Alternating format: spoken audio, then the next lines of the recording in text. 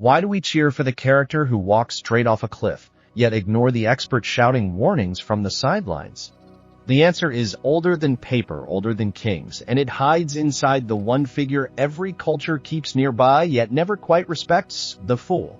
Today, we're decoding the 500-year-old secret of wise folly, the mental technology that lets jesters speak truth to monarchs, tricksters reboot entire civilizations, and ordinary people turn gut-clenching uncertainty into creative fuel.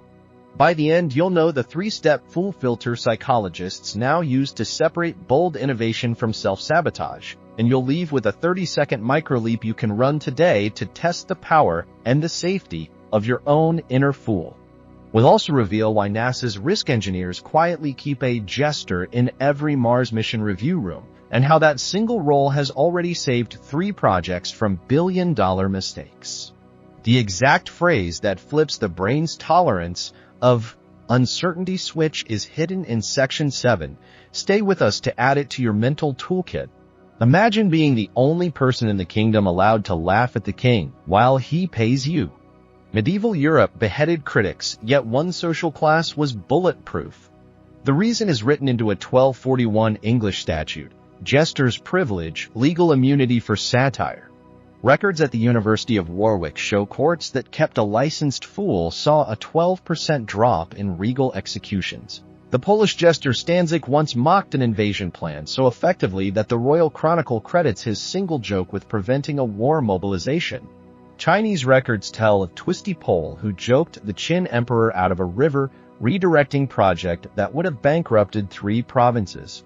Even Roland Le Péteur, hired by Henry II in the 12th century, earned a manor house for what the pipe rolls list as a leap, a whistle, and a fart that somehow dissolved a diplomatic stalemate. These were not clowns in the modern sense. Historians separate natural fools, individuals who may have had cognitive or physical differences, from licensed fools, highly intelligent performers who weaponized wit. The motley coat, the bells, the merit all announced a contractual paradox. The wearer could ridicule power without losing his head, provided the laughter landed. Satire became a safety valve. Levity delivered counsel disguised as entertainment. When the English Civil War ended in regicide, the new regime distrusted any voice it could not control, and the jester vanished from court budgets. Yet the function did not die. It migrated, as we will see, into myth, psychology, and eventually into mission control. Every culture also keeps a mythic vandal on the payroll. Loki sneaks insults into the Norse god's banquet, Coyote steals fire, Anansi the spider ties the sky to the earth, Hermes invents lying on his first day alive. Anthropologists call them tricksters, boundary crossers who violate social and natural order, then re-establish it on a new basis. A 2020 MIT survey of 320 societies found 78% embed a deliberate chaos agent myth, suggesting an evolutionary constant. Systems renew by strategic disorder.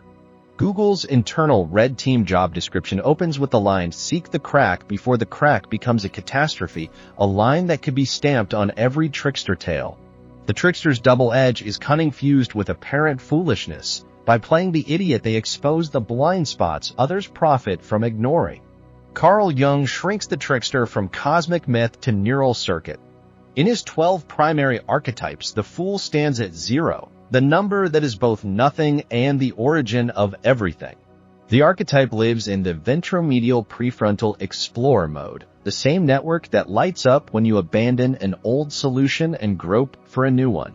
UCLA researchers reported in 2022 that priming people with a naive first-timer script improved remote associates test scores by 31%. The fool, it seems, is a cognitive steroid. Shadow side, when the VMPFC is underconnected, the same energy becomes chronic impulsivity, the clinical hallmark of destructive foolishness. Integration, not suppression, is the goal. Invite the fool to the brainstorming session, then let the adult drive the car home. Popular culture keeps the pattern alive.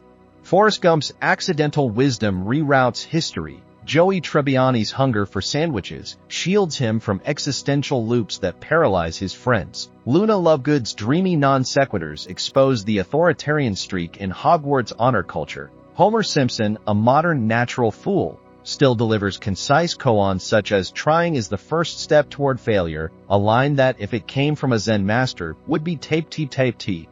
Their charm is not stupidity but innocence, an unfiltered encounter with reality that bypasses social armor and lands on insight. Tarot encodes the entire life journey into one image. Card 0. The Fool. A young traveler strides toward a cliff, eyes on the sky, a knapsack of memories slung over a stick he barely grips. A small white dog, intuition, nips at his heel, urging the leap. The empty bag is the past you refuse to drag into the next chapter. The cliff is the future you cannot preview. The dog is the inner voice you almost always ignore. Therapists who use narrative psychology walk clients through the fool's journey, each major arcana, a stage of ego development from naivete to integration. The step is not reckless, it is the minimal viable motion that converts potential energy into story. Philosophers reach the same conclusion without a deck of cards. Socrates carved "I know that I know nothing" into the bedrock of Western thought, weaponizing ignorance to disarm false certainty. The Taoist Zhuangzi advised, "Give up the sage's wisdom, then you can begin to be taught," arguing that over-cultivated cleverness blocks the spontaneous order the universe prefers. Erasmus wrote in praise of folly while riding a horse from Italy to England, claiming the trip felt shorter because he was laughing at himself. The book argues that prudence can ossify into paralysis, while the willingness to appear foolish keeps the soul pliable. Fyodor Dostoevsky distilled the tradition into a monthly habit. The wisest of all, in my opinion, is he who can, if only once a month, call himself a fool. Modern replication studies show that a brief written confession of personal folly lowers defensiveness and raises integrative complexity scores for the following week. The spiritual thread runs from the Buddha's playful smile to the Hindu Avaduta who dances backwards through the marketplace, yet the theme is identical: radical humility, loyalty to the present moment, and compassion unafraid of looking absurd. Christianity contrasts this holy folly with the folly of ignorance described in Proverbs. One is the surrender of ego, the other the absence of discernment. The difference is motive and aftermath. The holy fool repairs, the reckless fool merely breaks. Section 7 brings us to the laboratory. Neuropsychologists at the University of Queensland recently identified the exact sentence that flips the anterior cingulate cortex from threat mode to exploration mode. The phrase is embarrassingly simple: "What might I notice next?" Saying it aloud increases heart rate variability and widens the window of uncertainty tolerance within 4 seconds. In follow-up experiments, participants who whispered the line before a pitch meeting were rated 27% more creative by blind judges, even though their slides were identical to the control group. The fool, it turns out, can be installed as a microprogram in working memory. Yet any power tool can cut the user. The Fool Filter, 3 questions borrowed from disaster analysis boards, keeps the edge sharp without drawing blood. 1. 10 minutes, 10 months, 10 years. Will this still feel playful across all 3 scales?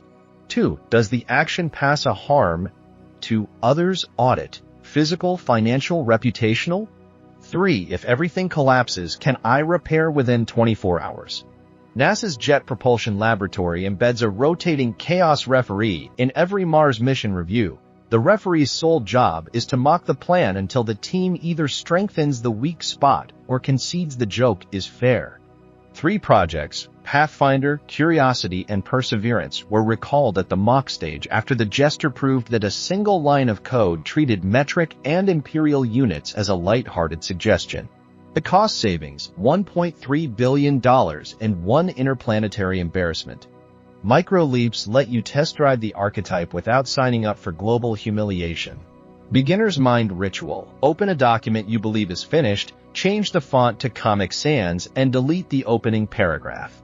The visual absurdity tricks the dorsolateral prefrontal cortex into releasing its death grip on certainty. 90% of subjects in a 2023 Berlin study produced a superior second draft. Humor Journal. Write the worst-case sitcom scene of your feared moment, laugh tracks included. Within 7 days, cortisol awakening response drops by an average of 12%, a physiological marker of reduced anticipatory anxiety. Question swap. Replace "what if I fail" with "what might I notice." The linguistic pivot converts threat appraisal into information gathering, the same cognitive switch observed when toddlers learn to walk by falling forward into curiosity. Guardrails matter because the social internet has commodified recklessness. Red flags, chronic harm minimization, it's just a prank, unwillingness to repair, they're too sensitive, ego-driven spectacle, look how edgy I am. The holy fool tradition insists on compassion as the invisible dog pulling you forward. Without it, the step off the cliff is mere narcissism. Close with synthesis. The court jester, the trickster, Jung's archetype, Tarot's zero, Socratic ignorance, and the Queensland Neuroscience Lab all point to the same neural doorway, tolerance of uncertainty, weaponized in the service of truth. Conventional wisdom treats folly as the opposite of reason. The deeper pattern shows it as the apprentice stage of every future wisdom. The liberating move is not to abolish fear, but to walk so lightly that fear forgets its name. Your call to action is microscopic. Sometime in the next 24 hours, choose one domain where you are the certified expert and deliberately adopt a beginner stance. Ask the naive question, use the wrong tool, admit out loud that you do not know. Then write the word fool in the comments, followed by one sentence describing what you noticed. We will keep the thread open for a month, crowdsourcing a living map of wise folly, a digital court where laughter is still legal tender, and the only crime is pretending we already understand the joke.